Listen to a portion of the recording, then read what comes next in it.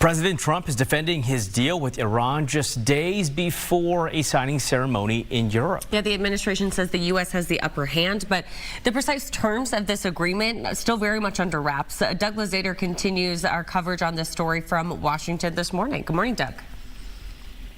Good morning. This agreement has already been signed electronically, apparently, but it's not slated to go into effect until it's formally signed on Friday, and there are still plenty of questions about what this deal includes.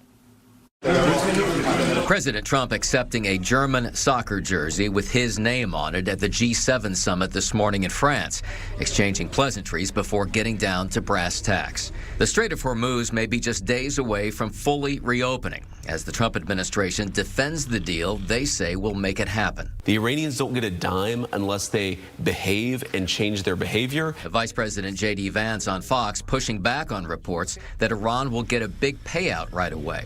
And on Truth Social, the president wrote, "The story that the U.S. is paying Iran $300 million is fake news put out by the Democrats." He says the deal requires that Iran will never have a nuclear weapon. But the exact terms may not come out until after the agreement is formally signed on Friday. Probably pretty soon. I would say sometime after Friday. And that had some Democrats on Capitol Hill fuming. The devil is in the details. But Trump hasn't even revealed the text of his, quote, understanding, unquote, with Iran. The oil is plummeting down, and the stock market is shooting up like a rocket. The president touting the market's responses to the deal, but questions remain. And for those who watch the region, plenty can go wrong. First of all, even just between now and Friday, that's an eternity in the Middle East. The president says it's possible we may see the text of the agreement before the signing ceremony on Friday.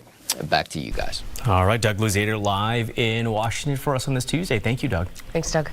5:34 here this morning, and President Donald Trump has a new demand for Congress to reauthorize the controversial section of FISA. It expired Saturday. Now he wants it tied to the SAVE Act. That bill would overhaul the country's voting system, changing what is required to register to vote and who is eligible. A combined bill is expected to fail, even though renewing FISA has bipartisan support. It's not a game. It endangers the homeland. They've got to get it done. It's incredibly important to our national security. And when it lapses, there is some risk. FISA, by the way, is a decades-old law which allows the government to spy on communications from foreigners. It stands for Foreign Intelligence Surveillance Act. Since 2008, it's also collected data on American citizens without needing a warrant.